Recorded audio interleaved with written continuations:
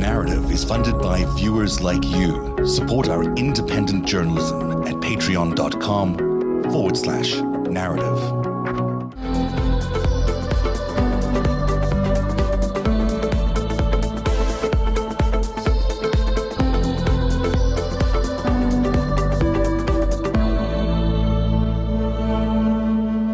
The premise of this whole show is who's next in this lineup of four people that you see in front of you here. Who's in most jeopardy? Let me ask it that way as you look at all four of these. Are you asking me or are you asking? I'm asking you, Jen, but I'll ask. I think I know what Greg's thoughts on this are, but I'm asking. No, I just real quick. Lots of people commenting. Yeah. The guy's name is McConney. That's the controller's name. McConney. So thank you, everybody, for really appreciate it. There was like 17 people said McConney. It was like in a row of things. Very smart. Anyway, okay. This is why people are good. I know. We have a very smart audience. Very smart. Don't make any mistakes in this show. Yeah. So they got you. Who's next? Who's next? Wow. See, I'm going to buy myself some time by rephrasing the question, which is, I really enjoyed Mary Trump, Donald Niece's commentary last night on, I think, was she on Hayes or Maddow or one of those? Maddow. Oh, and she said she thought her cousins might flip faster than Weisselberg, but I thought that's interesting. That might really happen. That might really happen. Oh, I totally agree. No, it's hard to. I think as much as Ivanka might be implicated in some of the not declaring taxes on income that was really more of a gift, this whole consulting thing. Yeah. She was not an executive recently in the last 5-year window, which is a statute of limitations. Now, see, what's confusing about this is this stuff went on from 2005 until the present. But just because a scheme went on or was originated then doesn't mean they can charge all this stuff all the way back, right? That's just a description of stuff. And so I think Don Jr. and Senior of them, it's tough. I mean, you could just do them all at once. I think first, we might have a superseding indictment that adds charges against the Trump business, right? Look, and I don't know. I don't know. It might be fun to indict both boys and see who flips first, but I just don't know. I think they're both beneficiaries of the scheme, and they're also participants in the scheme. Presumably, they knew this was going on. They've been signing off these checks because they're executive vice presidents, but they've also been beneficiaries of pretty much the same kind of stuff, right? So look, if they have evidence, if they have evidence that they were getting cars and private school, just like Weisselberg, you would really have to charge them both at the same time. Right. I wouldn't play games with the grand jury. Right. So I think it's going to be the two boys together. And then Trump, unless Weisselberg flips or this other guy, what is his last name again? McConney. I don't know how much McConney knows. Trump's always been really smart about not putting anything in writing, not having his own email, right? Apparently he kept a log of all of this. For many years, he kept some sort of log of all of Weisselberg's not take-home pay. The piece they're missing when I alluded to for getting Trump, I think it's going to be the boys first. Yeah. But what you need, if you want to show that there was this conspiracy, that he was part of the scheme, that's the key thing. Once you show he's part of the scheme, then any of these crimes that fall under that conspiracy, he could be tagged for. But you have to have someone who has credible evidence that Trump agreed to this, not just knew about it. We know he knew about it, but he was part of the agreement. And I believe you could probably charge him now because I think there's probable cause. But I think Cy Vance wants hard evidence. You really do want a piece of paper or a witness to say, I remember on this date when he said, let's do it. Yes, I'm so glad we agreed to do this. Or something. He wouldn't say it like that, but they need something like that. Now, how much of this is just, and I'll just take the devil's advocate side of here, this really is a targeted court case, even from anyone's perspective. This is not the kind of thing that they're charging everybody who does the same thing in New York City, because this happens presumably a fair amount. But they don't charge everybody who's snorting cocaine on a glass table in the living room. Right. But if you set up a table on Fifth Avenue and fucking live tweet it, fuck yourself. Am I allowed to say that? You just did. Amazing. I love it. You can't just do shit like that and say whatever. That's fantastic. You just stole the show. That's brilliant. Okay. So, yes. Okay. Point taken. And this, so there we don't need to discuss that anymore. By the way, Cy Vance is not going to be around anymore. This guy's going to be in charge now. Alvin Bragg, probably, who's going to be the new DA. That'll change dynamics as well. And presumably this is not going to be done by the time Cy goes. And so, Mr. Trump's got a new opponent to try and tackle theirs in Alvin Bragg. I don't know very much about him, but he's apparently going to be the new DA. Well, it makes me a little somebody nervous. was saying it's really good. Go ahead. Great. I forget who on Twitter was singing his praises. Do you remember? I can't remember who it was, but somebody was saying that he's really. I like that you refer to Don Jr. and Eric as the boys. I think that's really funny. Crotch goblin is the expression that Allison Gill used, which is just. Anything will do. Zev, you didn't ask me who I thought was next. Oh, I'm sorry. Who do you think is next, Greg? I think clearly the answer, Zev, is Hunter Biden. All of the double books are on Hunter Biden's laptop. Of course. Why hasn't he been charged, Zev? Come on. Right. As soon as they're finished the Arizona thing, the audit, then they're going to get into Hunter. It's clearly all there. No problem. It's true. Well, if you want me to be snarky, yeah. Let me ask you this question, Zev, you and Greg. Yeah. Who do you think is going to be charged first by the DOJ for anything, whether it's tax evasion or what have you? Donald Trump or Alan Weisselberg? So that's one group, the Trump cabal, or the journalists who leaked to ProPublica the information about the billionaires. Sorry, I'm just trying to make you angry. I am, you got me there because doesn't Merrick Garland have to act on this case as well, doesn't he? Because these are federal dollars that are being stolen, right, by the Trump organization. Shouldn't he be jumping in on this case and federally charging this group of co-conspirators? Even in their state allegations, they're saying that it's federal tax dollars that have been stolen. It doesn't seem like they're that eagerly jumping into this, which is goes to the point. Maybe they're waiting to see what happens with the state. I mean, it makes for what? How much time do we have to wait for Merrick Garland to wake up? I just find it so frustrating that we're sitting here day after day and nothing seems to happen. And as you point out, all these other things seem to happen. The thing is, he's a really nice man. I think he's utterly brilliant. He's done some great things because I criticize him and some people think I don't think he's done good things. I think his cases, his litigation on voting rights in Georgia, I think his ending the federal death penalty that Trump started. This is all great. But come on, man, scooping ice cream for employees. Go back to work and indict Trump. I mean, for fuck's sake, I'm sorry. He has no intention. He has no intention of indicting Trump at all. Keep the ice cream. There's not even like a whiff of it in the air. But this is not okay. Yeah. We had 1,000 former federal prosecutors who wrote a letter complaining about Bill Barr because he covered up the Mueller report. Well, guess what, everybody? It's not covered anymore. Yeah. It's out there. And where is the energy for saying the same thing about Garland? Do I have a screw loose in my brain that I'm trying to hold Democrats to the same standards as Republicans? I mean, supposedly Garland is saying, well, I don't want to be, this is his idea. We don't, we're not going to focus on political parties, but neither am I. But I'm the bad guy for calling him out all the time. I mean, he'll be president again soon. No, there's no attempt to stop the leadership of this insurrection, as far as I can tell. Still none. Maybe behind the scenes something's happening now that some of them are flipping. But there is nothing going on that makes you feel like Trump will ever be indicted, or any of the close people around him will ever be indicted on a federal level for any of the things they've done, including coronavirus, including the insurrection, including all these other things which normally would be monetizing the pandemic response and sabotaging it and killing 600,000 Americans to try to win the election is bad? You're saying it's bad. It turns out to be quite bad, and no one's ever going to get thrown in jail for that. It doesn't look like there's an impetus to do that at the DOJ, and I don't get the point behind arresting all these 550 other insurrectionists if you're not going to go up the chain, if you're not going to go up the ladder. And we don't know that part. We don't know yet. We don't know that they are. If they weren't arresting anybody there, I would be nervous.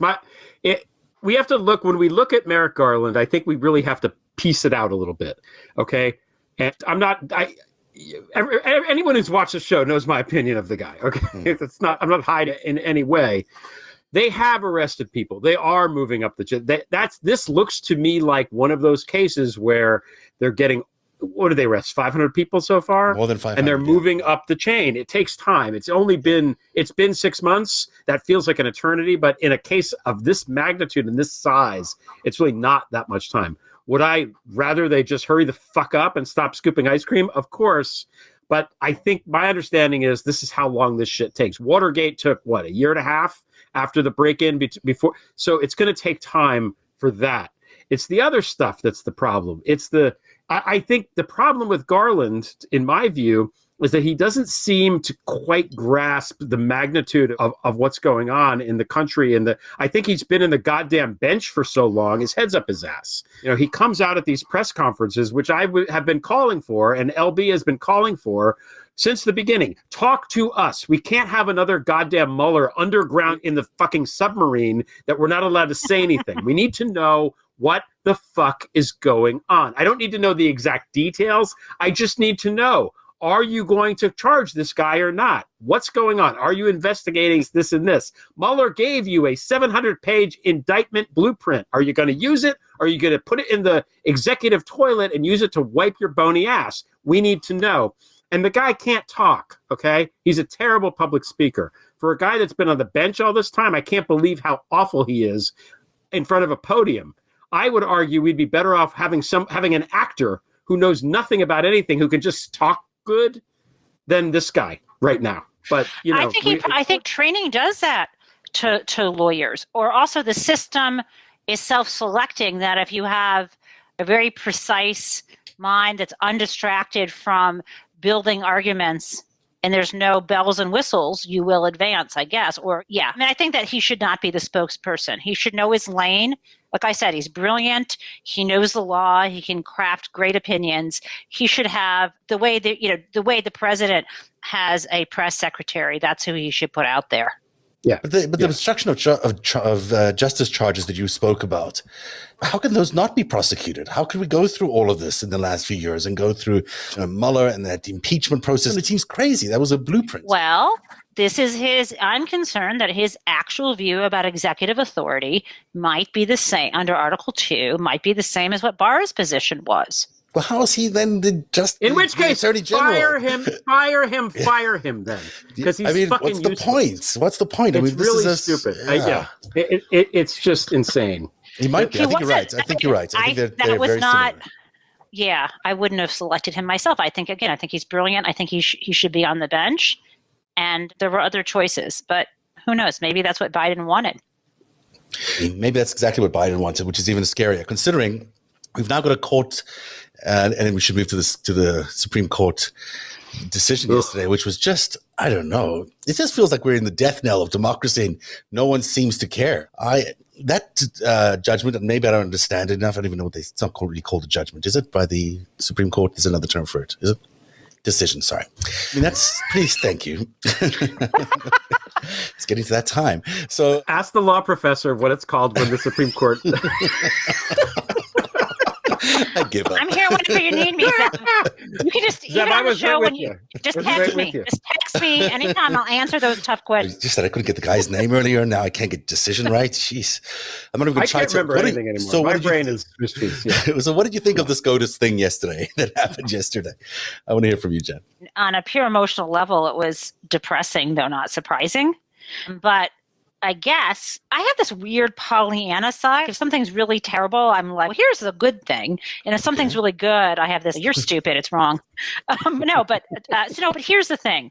The day before that terrible decision came down, which really strips away almost all the power behind the 1965 Voting Rights Act, the day before there was a public meeting of Joe Biden's Commission on Supreme Court Reform.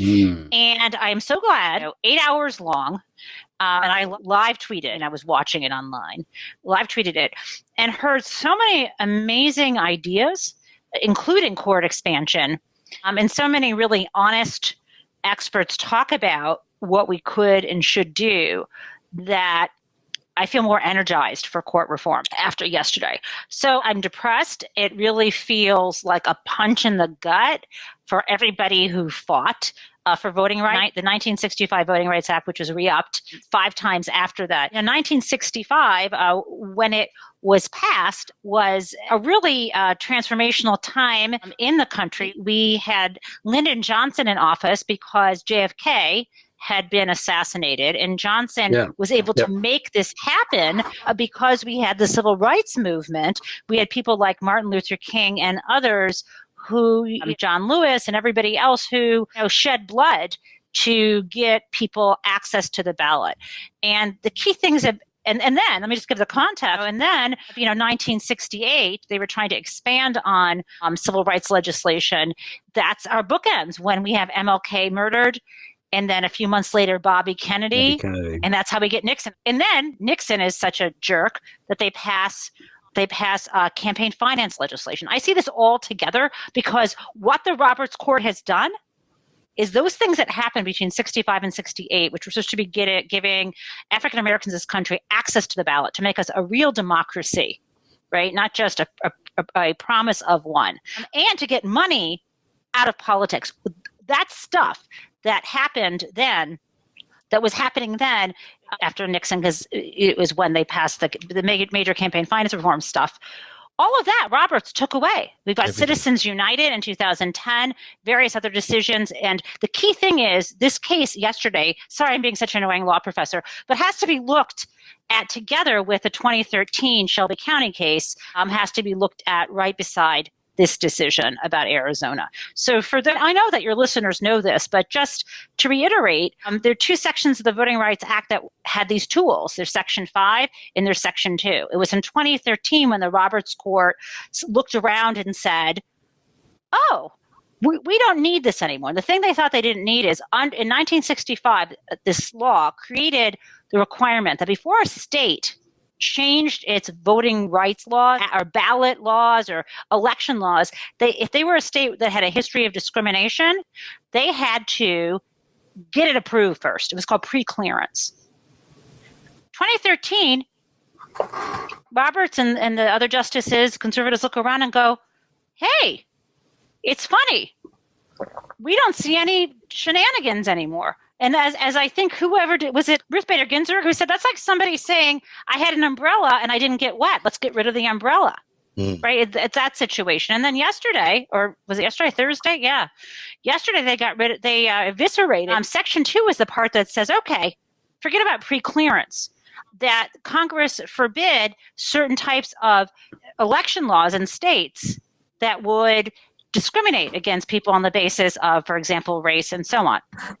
And what they did to hurt it yesterday is they said, as it applied to this Arizona law, they said it's okay if the things that Arizona does or other states do actually depress turnout for Black voters. That's perfectly fine, as long as no one sat around and said, we're doing this so Black people can't vote. But if they say things, we're doing this so that we continue to win elections, which is what they said in Arizona, it's fine. And so the two things that are perfectly okay now and will be okay in other states is for them to do things like not let people vote in a different precinct than where they're supposed to vote. That's a big problem because sometimes election officials will change precincts around. Mm-hmm. They could deliberately change the precinct location around or reorganize an area just to target African-American voters, right? You can also do things like forbid anyone from delivering a ballot. If I didn't have a car or I couldn't get to the polling place and I wanted to have someone, if I was sent an absentee ballot and they deliberately, let's say, didn't have enough polling places in my area, I couldn't give it to somebody else in Arizona. Let's just call it what it is. It's a really racist decision. It's really awful. Right. And it's delivered by a court that's now all in favor of big money. It's completely conservative and he's turning the clock back on all of us into the dark ages. And I hate to rain on your sunny disposition over there, or whatever, you're Pollyanna-ish. I don't think that we're going to see even the filibuster moved in the Senate. How are we going to get an expanded Supreme Court? We're just never going to see these things in the next year. So we're running out of time, and I don't feel the groundswell of anger around this yet. I don't feel like around Trump there was this momentum of we just have to get rid of this guy because he's just so terrible. He's got to go. But there isn't this feeling of anger around what's happening to our country by the courts right now, by the Senate that's sort of waffling through whatever it is that they're trying to waffle through right now. And generally speaking, just a far more racist country, which is even seeming to accept an insurrectionist party in the House. Blood should be boiling by now, and they're not. Greg, tell us why we have reason to hope, or tell us what we should be doing right now. Okay. I have a couple of comments. First, even though the umbrella analogy was pretty good, the real analogy is it's like saying, wow, I've been using a condom this whole time and my girlfriend hasn't gotten pregnant yet, so I guess I don't have to use the condom anymore. And that's a better analogy because we're all getting fucked. Okay. Second, Zev, can you show us the picture of the Supreme Court, please? Yes, sir. Okay. Give me a second here. This is the thing, Jen, that I think everybody needs to know that I don't think people realize is who sits on this court. It's insane that a country of 350 million people only has 9 people who are there for life like they're goddamn Roman emperors, okay? Mm-hmm. Let's go. Top row, Kavanaugh, Rapey McKavanaugh. Just everybody watching this has read my 5-part series that I wrote with LB about why this guy is owned and should not be there. Kagan, please make her the Chief Justice. Okay. Gorsuch and Coney Barrett and Kavanaugh, all 3 of them put in there because of Leonard Leo. Leonard Leo, radical Catholic, runs the Federalist Society and the Judicial Crisis Network and this whole web of weird, creepy, depressing, neo-fascist, anti-democratic, dictatorial, Opus Dei tinged bullshit organizations. Gorsuch is one. Coney Barrett is one. The guy all the way on the left, who is that? Kevin. No, on the bottom. Wait. Oh, that's Alito. Okay. Yeah. Alito and Clarence Thomas, okay, buddies with Leonard Leo. Again, all of these guys, radical Catholics, not regular Catholics, not lapsed Catholics like me. And I was confirmed as a Catholic, so I can say these people are all cuckoo pants, okay? The radical Catholics are cuckoo pants. I can say it because I'm Catholic. That's it. Clarence Thomas, the wife, whose wife, Ginny Thomas. Whose wife also is one of the arranged the supporters of the goddamn insurrection. Right. So that's who we're dealing with because they don't believe in democracy. Yeah.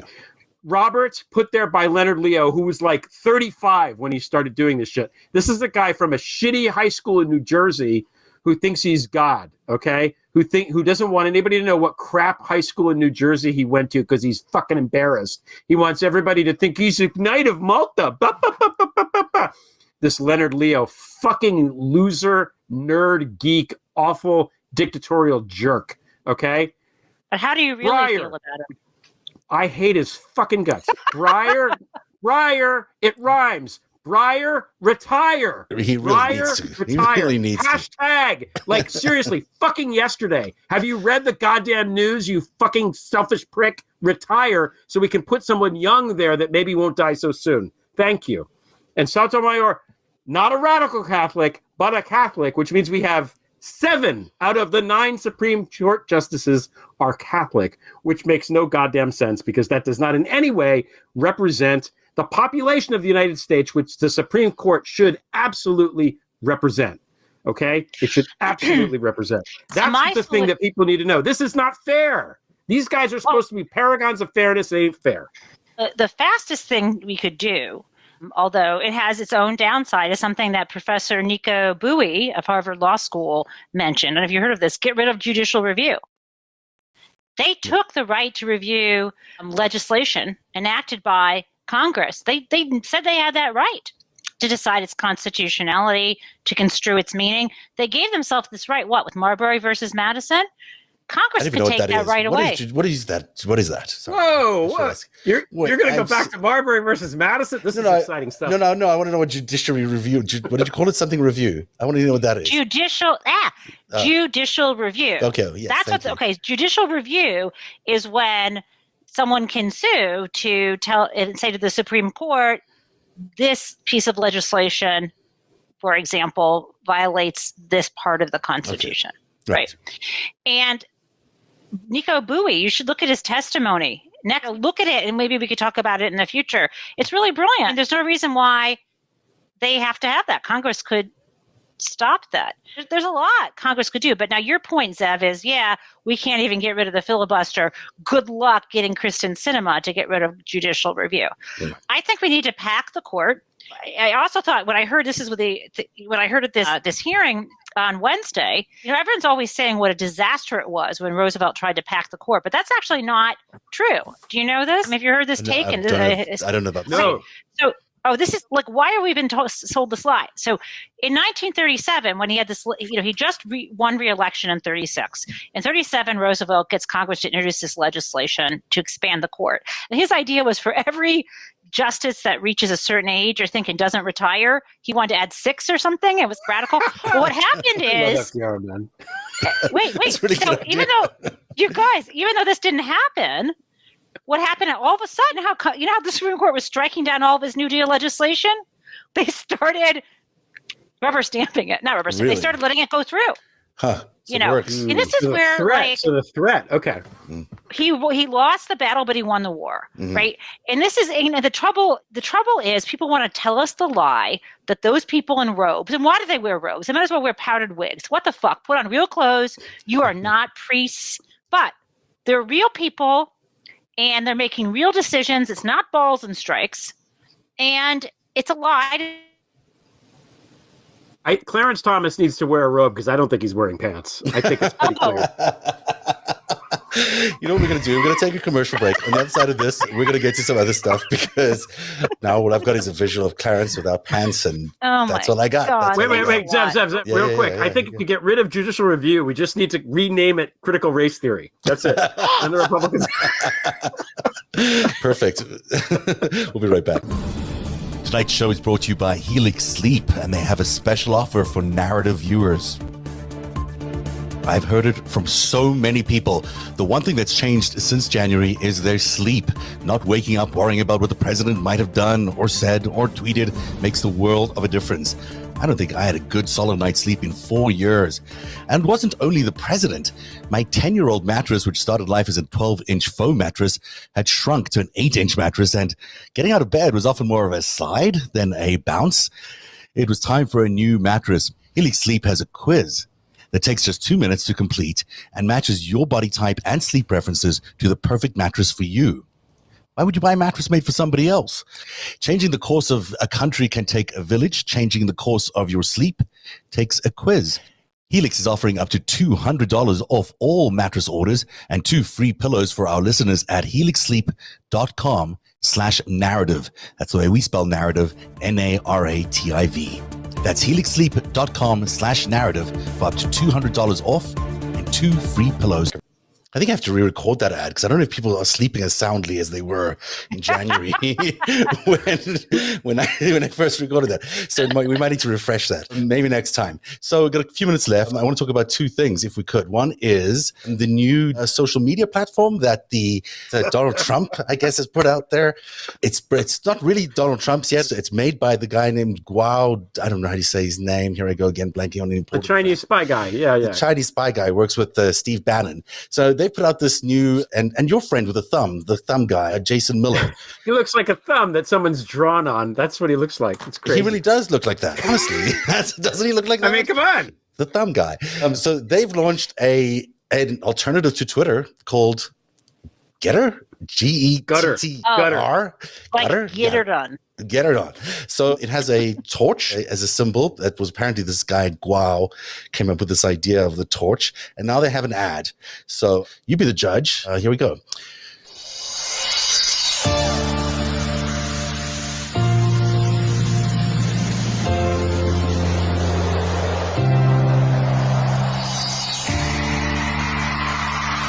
Goes on like this for a while, and it's very heavy on the. I like the bad Photoshop of the logo into the thing. Yeah, that's right? That's classic. Looks like they made it $2. You get the virus truth. You get a lot of the virus truth on there, right? Because you want the virus truth, and you also get all this more virus truth about the COVID-19.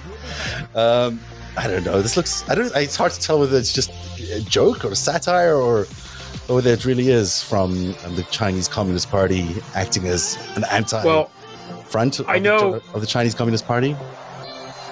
I know we're joking about it, but seriously, this shit, there's something about it where it's designed to integrate with your Twitter. You know how certain apps do not download this fucking malware on your phone, not, even as a joke. Steal your followers. Do not. Yes, that's what it does. Is it takes all your followers. Now, So Anyway, what I was saying is my Chinese isn't that good, but why is this in Chinese? Is this targeted for? Well, it's obviously made by. They're the real owners of this pasture. They're basically they're saying this is made in China, even though it's a social media platform for the president and his followers. It appears to be made in China. The former president has not decided whether he's going to join this yet. Although I hear by next week they're going to be offering money from the Himalayan currency of some sort, Himalayan Bitcoin, which is going to be pegged to the US dollars, and they'll be offering people to join their platform by using that. I came up with a whole new tagline for it, just because I care about them and I want to make sure they have a good tagline. You might not be able to read it for the full screen. But I called it... Oh my God, it is almost Gaslighter. You're right. It is, because it looks like a torch, right? Yeah. It's the torch and then the social for gaslighters. Okay, that's it. We have one more thing, but should we show this one guy from the insurrection who got caught bashing up a whole lot of equipment at the insurrection, and these great social media trackers found him. Here's his picture of him doing all this terrible stuff to this audio and video equipment at the insurrection. See, that's him stomping on stuff and pulling stuff. He was identified by the local media in his town, and this is what he had to say. I'm a documentarian, and when you guys hear of something, you guys show up as you do now and ask questions or record and see what happens. So that's what I was doing there. So there are photos of you reportedly stomping on camera equipment and stuff. Is that you in that picture the FBI is putting out? I would not like to comment on that at this time, but I'm working everything out with the courts and whatnot, and that's that. I'm a documentarian, guys. I'm a documentarian. Oh my God, you haven't seen it? Oh, that was great. No, I've seen it, but I still... thing. It's just perfect. It's just perfect. Yeah. That is why we... Is he aware that he's not under oath and he could just be like, no, that's not me. What are you, crazy? I have a tan. That guy... Just put a shirt on. If you're going to be interviewed by your local TV station, wear a shirt. I don't know. If you got guns like that guy. Oh, yeah. Biden can't take those guns. That's a good note to leave it on. Jennifer, I'm going to screw up the name again because I've screwed up so much tonight, but Jennifer Taub, thank you very much for screwing it up. It's cool. It's good. It's what Jennifer Taub. Taub. Yes. I got it right. Taub. Yes. There you go.